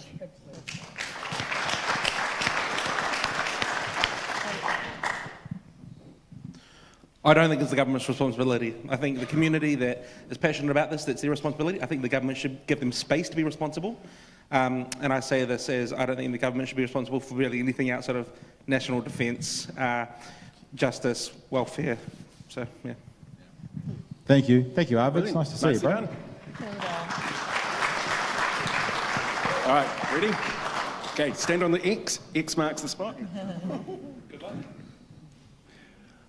Tēnā koutou ko Tom tuku ingoa kia kāko ahau kei Arahunui. As a specialist teacher, I watch our disabled rangatari hit a massive support cliff at 18. The moment they leave school, their ORS funding, teacher aids, therapies completely stop, leaving whānau to carry the burden alone or to come back to kura to get us to engage with political entities or so forth. Given our shared obligation under Te Tiriti to ensure equality and active protection, what concrete steps will you take to continue to guarantee continuous lifelong support for our young rangatihi so they don't feel abandoned at 18? So this is probably a political Ripeka as well, yeah. So, I'm an advocate for parents being empowered to care for their children long after they're 18. The care doesn't stop when they turn 18. Yeah. It continues, but parents suffer at the hands of MSD and whoever else to care. So, I'm an advocate for ensuring that parents actually get the care and the support they need long after they're 18. Kia ora, Ripeka. All I was going to do is, and this is I think what is key, as a politician's responsibility, is sit and listen to the people, the families first and foremost, because that's what appropriate decision making is, which is a big part of the Green Party kaupapa of how we approach any solutions is first and foremost listen to the families most impacted by this, which we are hearing is the biggest problem, that this government is not listening to the very people who are most impacted on by their proposals and their law changes. So that's where we would start. Just want to make it clear though, there is enough in Aotearoa to ensure that all families and rangatahi with full needs get the support they need. That's the bottom line. And I'll just say quickly, I think you're being not served well by this MSD minister at the moment. I think walking away from responsibilities in terms of whānau, we're seeing those whānau, they're coming to see us in Parliament. Yeah, we will not treat our whānau the way this government has, particularly what's happening in MSD at the moment and the uncaring attitude that is happening with regards to whānau. Kia ora. Good question. Move to the next question. An online question or a person? Yeah, we'll do an online question here. I've got a question from Sasha. She would like to know, or he would like to know, how can newsrooms do a better job covering Tiriti relationships and issues? Wow. No broadcaster? Well, they can get people into the newsroom who have a background in terms of Māori, who know about Māori whakapapa. See, the problem you have is you've got too many dingbat journalists who no, seriously, they don't. If you go into and I've been a critic of newsrooms for many years, because the newsrooms can shape a lot of them can shape what's happening in society. And you have a think about the top Māori journalists around in mainstream media. You wouldn't even know who they are now. They got rid of Mikey Sherman. Yeah. They got rid of Mikey Sherman. And I'm serious about this, is that I have challenged newsrooms for decades to get the right people in there. Now, don't get me wrong, there are better people coming through, Pākehā journalists who are doing that work. But you go to Radio New Zealand. I was the Minister for Broadcasting. I said, you might as well call radio, in my earlier days, I said, you might as well call Radio New Zealand Pākehā New Zealand, because there are no Māori broadcasters on national radio from 8 o'clock in the morning till midnight every day. Not one Māori broadcaster. No Māori has ever been seen to be good enough to have a full-time program on RNZ. Not Julian Wilcox, not Mihi Forbes, not Moana Maniapoto. They just go on and on and on. It is one of the most shocking things in my view. I've talked to John Campbell about this. I've talked to RNZ about this. I says, where are your Māori presenters? Now, don't get me wrong, some of them on RNZ are good, but you have a look at the Māori input, and it's absolutely minimum. And so it's just something that's really bugged me for years. Are newsrooms doing better jobs? Yes, they are. Are some of the Pākehā people out there doing better? Yeah, because they're more aware, but there's still not enough input and very few Māori in mainstream. Hey, Willie. Just one more bit on the newsrooms, because we live in an age where newsrooms aren't what they used to be, and there's other things happening in media at the moment. Because the flip side to what you're saying is Māori in newsrooms, or rodeo clowns, opening doors for Māori to tell their stories. And that's what we always do. People who watch us know we love being the dumbest people in the room, like tonight. It's a great thing, because, as we said at the start, if we can go if we can go out of this learning something, all of us, even if we don't come to a complete agreement at the end, this is another way that the quote-unquote newsrooms and Māori voices can get out there. But I do think, when Mikey left, it really upset me. I think upset you, a number of us, the way she was chased out. She is the only person who could ever open the One News and the Māori language news, the only person in New Zealand history, because she's an expert Māori language speaker, She had real skills, and I hated what happened to her because some politicians got sick of being chased down the corridor, although they've been chased down the corridor by plenty of Pākehā reporters for years, and, the Soapers, the Garners, it just goes on, You can go on and on in terms of the names down there, but Mikey, as soon as she Māori woman chased somebody around, she was gone. One of the best talents. I think you guys gave her a fair bit of support too, which was absolutely. really good. Well, I mean, like we try and, you call balls and strikes. Like we describe ourselves as biased, we are, but we're not partisan. If the party on the left needs to kick up the arse, we do that. If the party on the right needs a congratulation, we'll do that. So we're biased, but not partisan. That's how we see ourselves. So, Nathan, you wanted to say something? Two quick questions, I suppose, for Willie, who's got a lot more experience in this area than I. Firstly, I think I'd love to know your thoughts on state-funded media in general. Should the fourth estate be funded by the state, especially when you take into context what their responsibility is in our society? And what about Māori media? What about, is that an issue with funding? Is that an issue with exposure? They obviously have a whole sort of network of Māori media. Much of it is fantastic, but is it an issue of not enough people knowing about it, or is it not of the same standard? What's your experience? Well, the state should fund media. We should have our own type. You look at you go to England, go watch the BBC. Every country in the world. And BBC, you'll ABC. notice, you guys will notice the Hoskings and them. They make out. Why is everyone getting funded? We didn't drive our Ferraris here tonight. But ZB was funded for years by the state. They were set up by the state.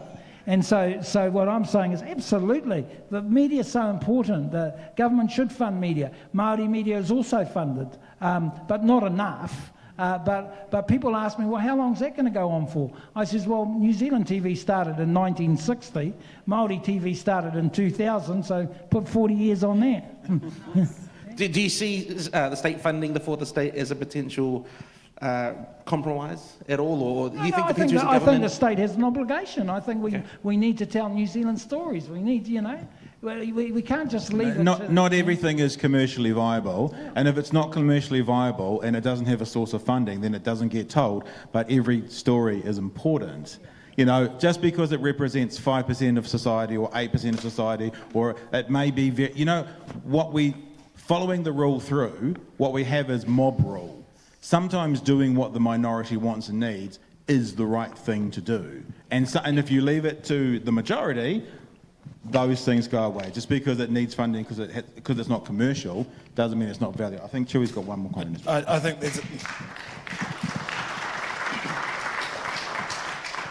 there's a couple of things that I would say to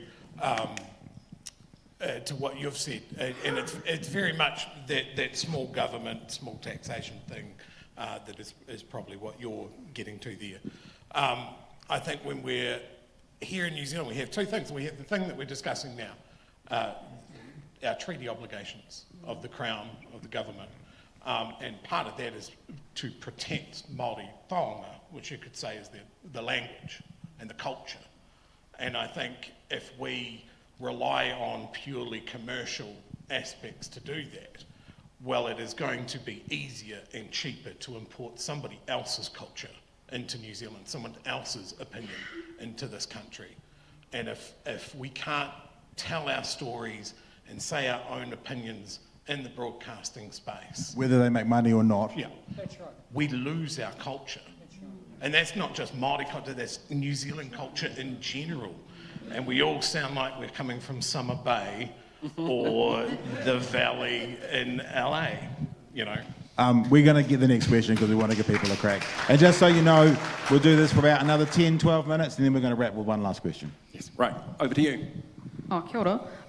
How do you see Te Ao Māori and Te Tiriti evolving with people as we age in the future, for example? How do you see it adopt people who aren't ethnically Māori who wish to join Te Ao Māori? Maybe just repeat that again. Thank you. How do you see Te Ao Māori and the treaty adopting people who aren't ethnically Māori into, like, for example, spaces in marae? Especially within the future as more and more people will mix into New Zealand. Yeah, non-Māori, not ethnic.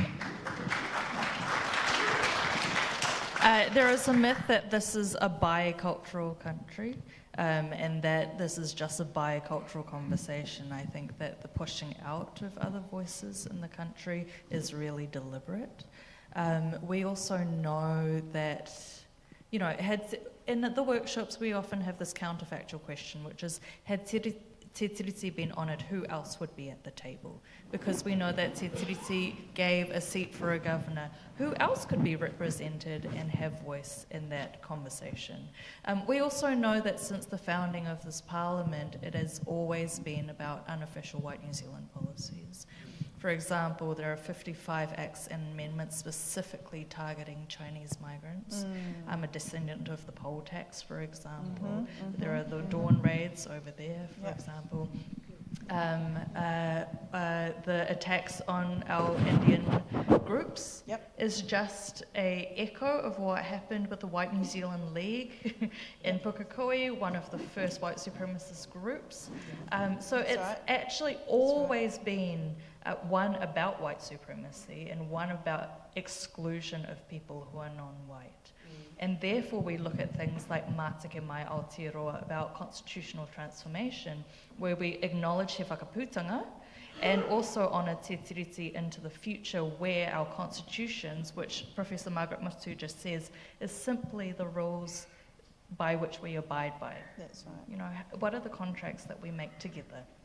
How do we treat each other, and upon what values? What shared values do we have? And so they went up and down the country and they just asked, if you could live your life the way that you wanted tomorrow, what would that be like? And then we've expanded it to what would that sound like and feel like and taste like. Really embody that, because as Moana Jackson says, colonisation has stymied our ability to dream and to imagine. But inherent in our dreams and our imagination is blueprint for the future. Okay? And when we can articulate that with each other, we are way closer to that. And so every week I ask people up and down the country the same question, and everyone's vision is actually very similar. It's one about abundance, about balance, about choice, about living in harmony with one another in te taia. Right. Nobody has said we love the way that things are going right now. No one is saying that this government accurately represents my dreams, hopes and aspirations for the future.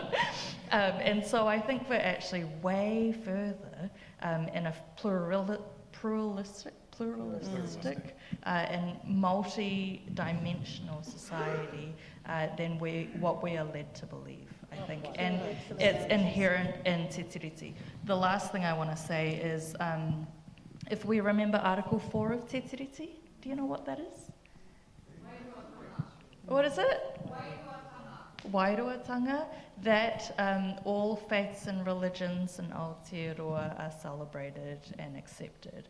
And if we think about what's happening in the world at that moment of Christian supremacy with the doctrine of discovery, right, that preeminent scholars like Tina Ngata talk about in their application here in Aotearoa, that is really amazing, because that means that everybody is welcome as who they are. We don't need to be the same. Actually, we're way stronger together with our differences, right? And when we can do that together, oh my gosh, how strong and how beautiful can we be? Thank you for the question. Chewie wants to add to it, sort of. I'll tell you why in a sec. That sounded a bit like a question that was asked on our show once, that Chewie asked. It's the best question that's ever been asked on our show, and I'm annoyed that he asked it, but which was speaking to Professor Margaret Mutu, saying, what can non-Māori do to help? And we're going to play the clip. We have it here. So let's see what Margaret Mutu has to say, and if you guys want to comment to it, you can. If you don't, maybe the professor's got the only answer we need. There's a lot of talk with people that watch our show and that sort of thing about what the best...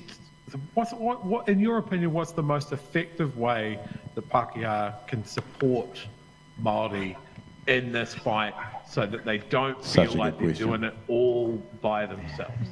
Good question. Oh, thank you very much for that question. Great question. Because it's one of the things my Ngāti Kahu, so I'm the chair of Ngāti Kahu way up in the far north, and I've asked them what instructions that I could take to Tūranga Waiwai, and one of them was that we ask our tauiwi allies, which includes our Pākehā allies, if they could please come and help us by being a buffer between us and the Crown. And challenge the government, challenge the Crown, because if you can see what's happening to us, for heaven's sake, instead of us having to say it, because they don't listen to us, instead of us having to say it, would you please say it? Margaret, I think you've just written the, what do they call it, like the dream board for this show and what we're trying to do, so. Thanks, Jace. I mean, does anyone want to add to that, or?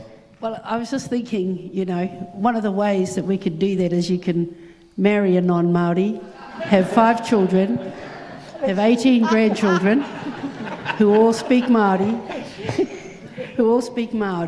one at a time. Is adoption an alternative? We'll get the next question. Thank you. All right, I'm going to get another one online for you. Seso Soso 20 would like to know, do you think the left has been effective enough at explaining why Te Tiriti matters to all New Zealanders, rather than allowing the conversation to be framed by those who oppose it? Okay. Marama. I think this goes back to power and how it is not fairly held. And when platforms that are rolled by billionaires have power, that is the prevailing dominant story and narrative that is put out. I was thinking about, we were talking about before, broadcasting. I came into politics a roundabout way, which was a whole lot of wahine Māori. We were watching the Saturday, the weekend political shows, listening to all of the political commentary online, listening to all the radio political shows and commentary. And so this is about 15 years ago. And our constant thought was, none of them are speaking to our realities as wahine Māori. None of them understand what we are challenged with as wahine Māori. We are not represented in the dominant political voices, not just politicians, but media commentators and journos. We are not present and visible in the dominant conversations, political conversations about poverty with people who were not living in poverty. Political conversations about education with people who had absolutely no children. So we were just not seeing a range of our realities and lived experience, which is specialist experience. We were not seeing that reflected anywhere. Why? You're talking about, have we been effective enough to get our narrative out there? It's been really hard, and this is a challenge. We have had 40 years at least, maybe 50, of a dominant neoliberal narrative around the world. Because who owns the airspaces?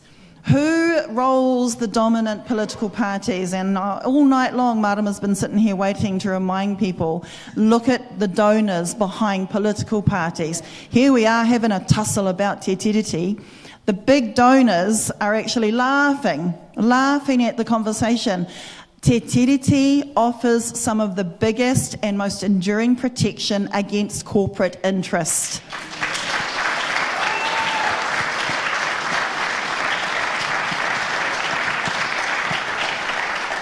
The billionaires who are rolling political parties to get Te Tiriti out of the way don't actually give a shit about whether it's Māori or whoever.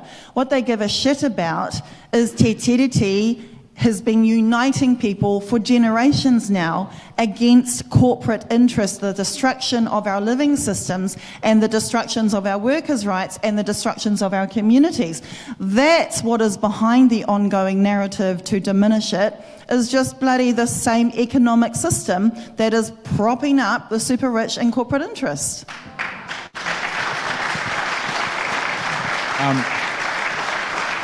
I think this is possibly our last question. Maybe time for 2, but definitely one just for you guys. I apologise for you who are waiting, but this might be the last one. I'm a 6th generation New Zealander. 8 generations ago, all of my ancestors pretty much spoke Gaelic. Why did I not get the chance to learn Gaelic in schools rather than being forced to learn English? And why is English in this conversation considered just the default? It's the bland, vanilla everything. why not have Maori as a default language and English as the option? Should parents be allowed to opt in to that? Or should the entire country be allowed to opt in to having the language that was here first before another language was imposed on us?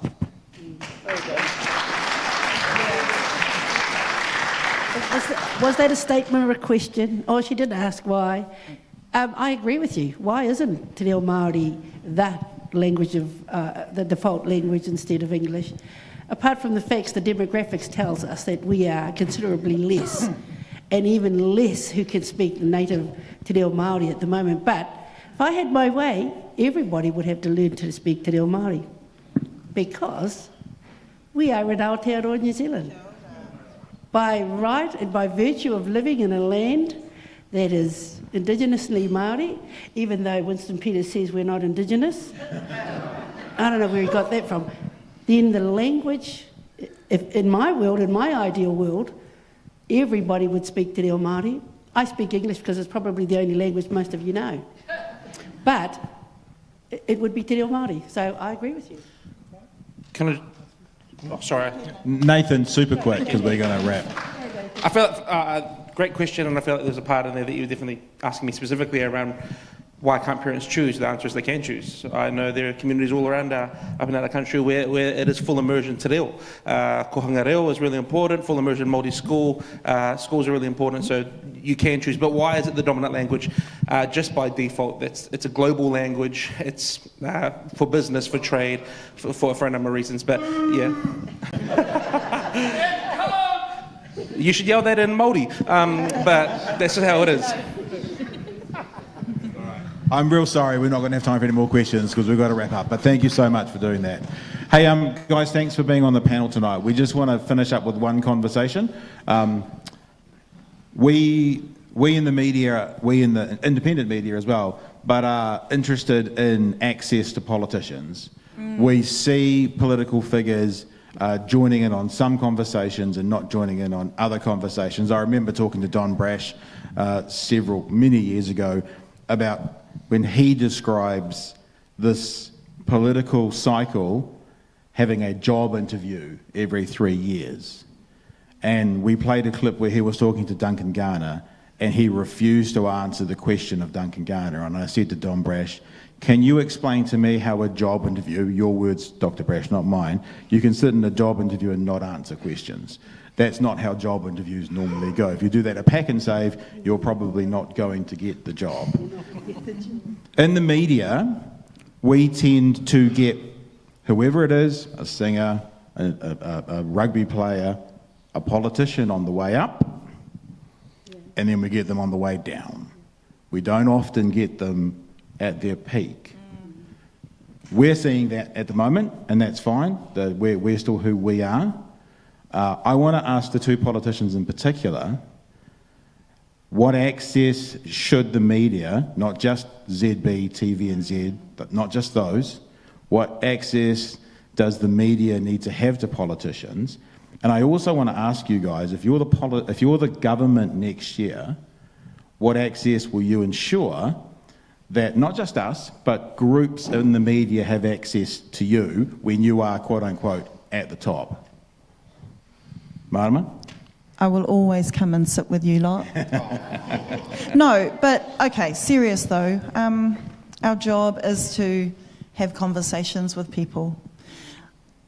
The thing about tonight is, and you had some comments from, I don't know, some comments from the public maybe, where they talk about me being hateful. I know, I get that stuff all the time. But even if you think that about me, I will still fight for your right to housing and your right to health and your right to education and your right to live a life with dignity and have your needs met. I don't care what you think of me, but I will fight for your right to have those basic human needs, and therefore I am happy to talk to whoever will have me to be able to have that ongoing conversation.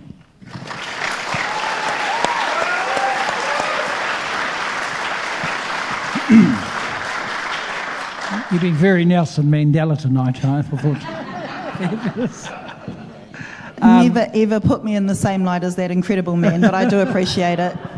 I thought that's a really good question you asked in terms of access, media access. I think, I'm a person who likes to be no problem to be interviewed by just about everyone. Yeah, you're good. No, but I do think that some media think they've got some God-given right to front up, like some of them can get stuffed. No, some of them can get stuffed because we've got, there's the odd one or two. There's not too many who are bloody, who are attacking Māori all the time, attacking workers all the time, and then they try and then they start moaning. Oh, Willie wouldn't give me an interview, or so. Get stuffed. If you want to defame, my whānau. If you want to talk about stuff, if you want to raise things without checking the background, you don't have no automatic right to interview me. So everyone in my view has, you guys have got a lot of credibility. You've proven yourself. But just because I'm Duncan Garner and I won an award 10 years ago, go get stuffed, Duncan Garner. But get stuffed, Duncan Garner. Like the Northern Mayor said to him. Like who's our mayor up north? Our Māori mayor up north? Moko told him to F off. So I'm just saying that there's no automatic right for media. That's where I will back Winston sometimes on this, because I've seen media. Ignorant media come at things in terms of Māori kaupapa, no idea about what they're talking about. No background, no history. But the general principle of access, I'll support. Yeah. I will support. I think it's right. But don't think you have a God-given right. Yeah. Kia ora. So,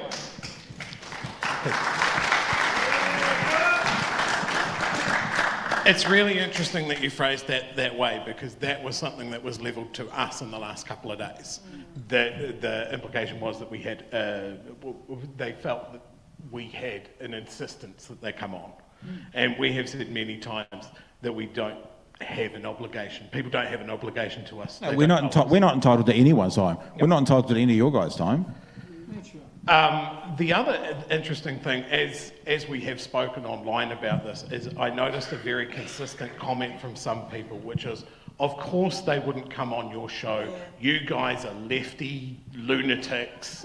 You're biased. Guilty. I mean, some of that's right. I mean, if we're being... It's in the bio. It's in the bio, but we do try to be fair. We do try to be correct. But we all get those labels. I mean, just to her, me. I mean, we're racist. You hate white men or something, eh? And, just not the one I'm married to. Just not the one.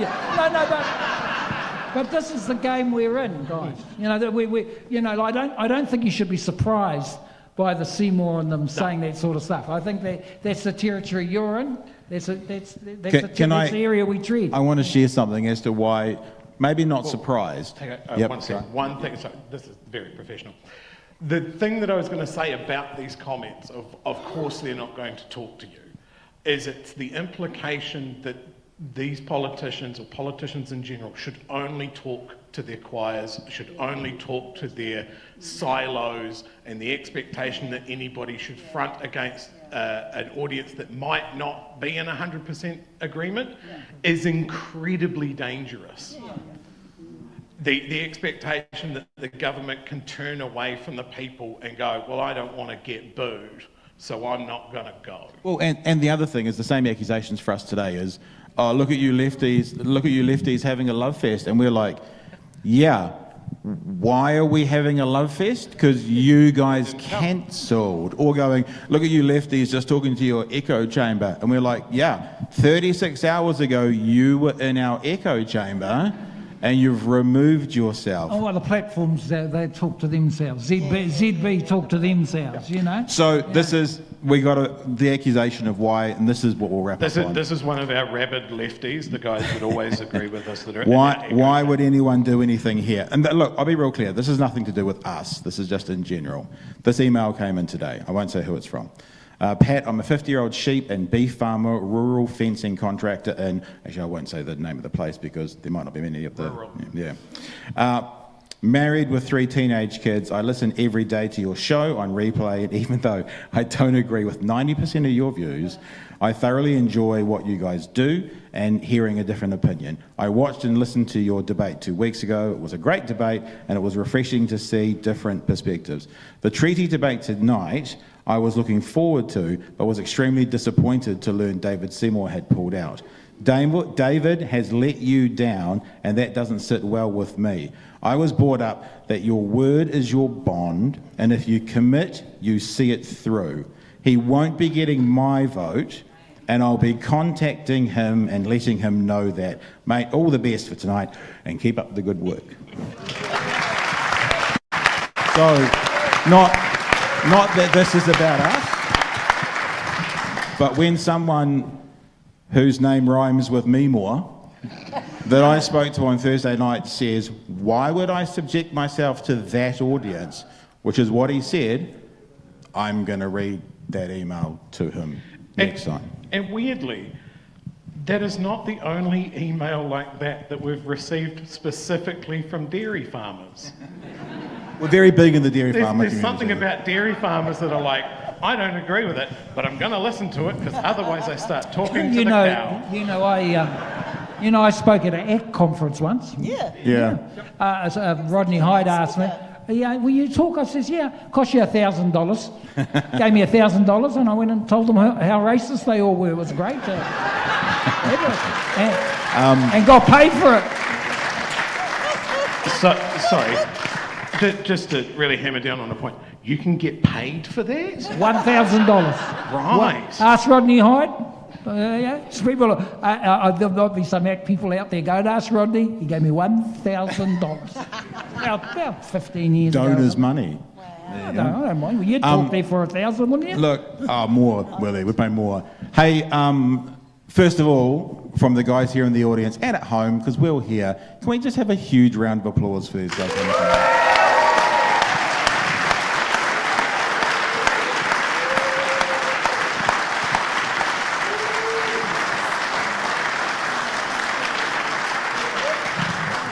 We've gone a little bit over, but we did start a little bit late. So thank you so much for coming tonight, guys.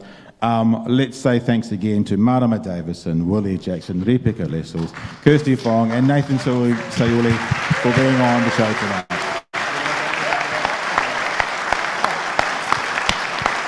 And because as we've seen tonight, Chewie always asks the best questions, I'll throw it to Chewie to wrap up. This wasn't so much a question, but what you've seen tonight is something that we threw together very, very quickly with the help of our panel here. This is possibly how our debates are going to evolve over the next coming weeks. We've got one in Wellington and a couple. What do you think? Debate or panel conversation? Panel conversation?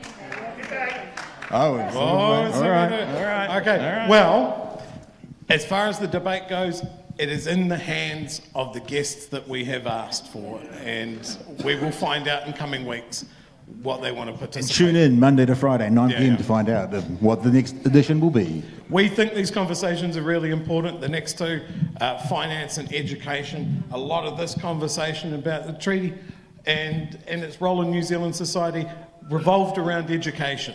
So I think we will see that come up again. Stay active. Make sure you vote. Make sure you check your registration and make sure you check the registrations of the people in your lives. They might not want to engage in politics, but politics will engage in them. Yeah. That sounded painful, that's all right. Thanks, Whānau. Have a great night. All the best. Cheers, folks.